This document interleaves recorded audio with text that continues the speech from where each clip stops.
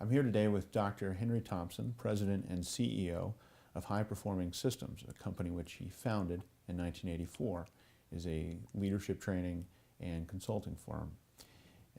Dr. Thompson is also a retired Lieutenant Colonel of Infantry and a veteran Ranger who served in Vietnam. Lieutenant Colonel Thompson, thank you for joining us today for Perspectives on Leadership. Thank you for having me. I recently had the pleasure of reviewing your book, The Stress Effect, for the April 2011 edition of the Georgia Guardsman, and I found it to be an extremely useful tool for developing leaders, specifically in the Guard, because it addressed both the business world and then, by virtue of your experience in the military, also had some military practical application and experience. And I appreciate that you can share today your perspective on leadership, perhaps gained and refined over the years, both in the military and subsequently in the business world. So again, thank you for being with us today. I thought we'd start first. I was wondering, how and when did you get your start in the military? In 1966, what happened every evening on the evening news was you got a broadcast about what was happening in Vietnam. So you got to see the latest, battles that were going on, and I'd always been, very patriotic, very interested in the military. My real passion was chemistry, and my plan was to be a research chemist. So toward the end of 66, I decided I needed to, take a short break. Go to Vietnam. I wanted to do my part and come back. So I enlisted, went into the Army to do that with the sole intent of spending 3 years and getting out. As soon as I got there, as Private Thompson, they started saying, you really need to go to OCS. You need to become an officer, and I said, that's not what I'm interested in. I just want to do the 3 years, and then I'll get out. I was made a platoon guide, so all of a sudden I found myself as a student leader of trainees, 50 guys, my platoon, a very diverse group of people, and I had leadership responsibilities in that, and I enjoyed it.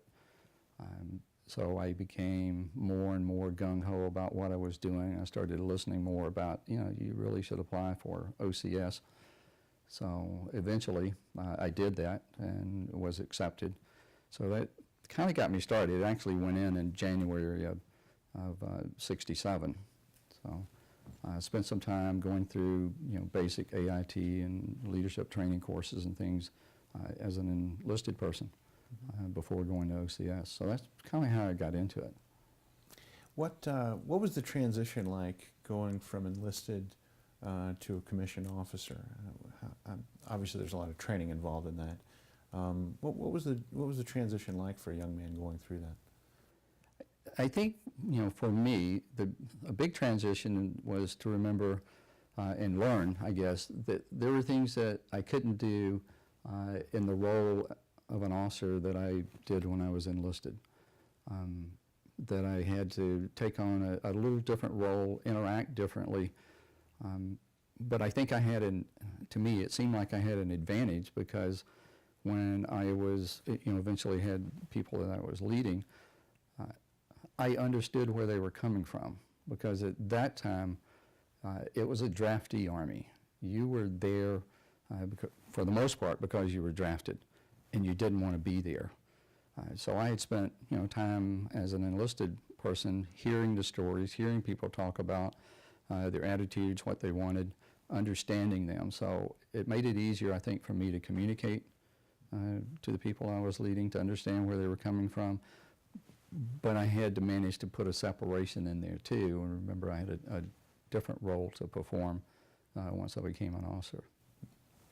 What was your early commissioned time like, and what lessons did you learn as you continued to make that transition to a young infantry officer?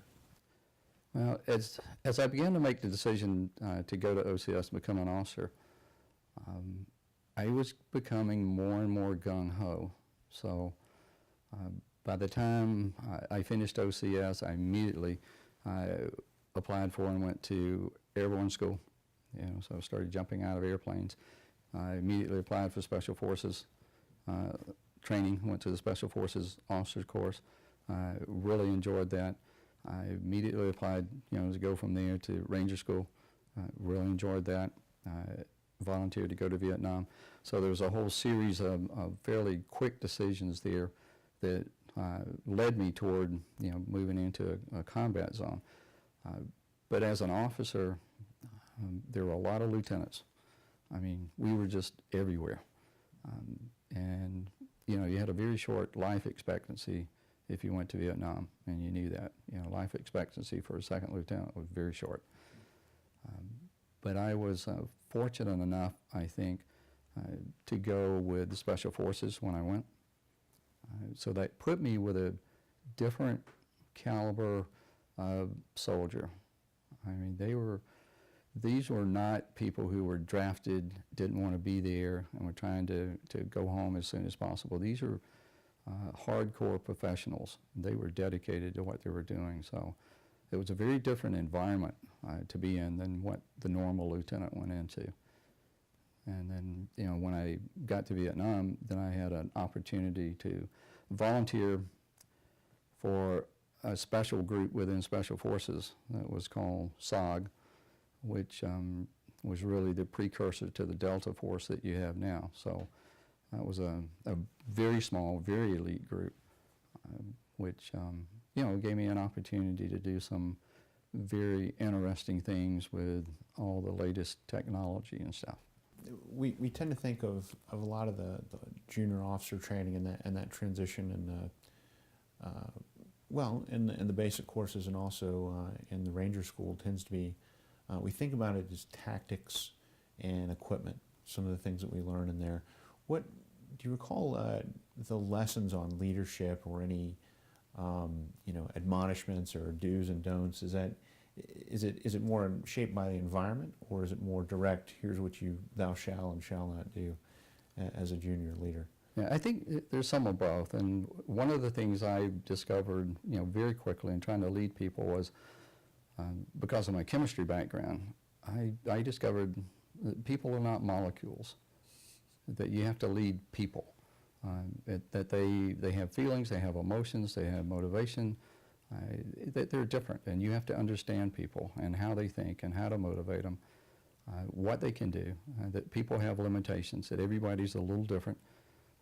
Everybody needs a little different set of techniques to work with them to help them be the best that they can be in a particular role. And particularly when you go into a combat zone, everything changes there. And so learning to work with people rather than just tactics and equipment, I think was the big thing I began to learn about leadership. How to lead by example. That you've got to talk the talk. It's not about just telling people what to do. You've got to do it. So my philosophy was, particularly at the level, at the junior officer level, was when I took a team in, I was the first person to hit the ground. I was the last one to get on the aircraft coming out. So it was more me saying, follow me. This is what we're going to do. So I really learned a lot of things like that.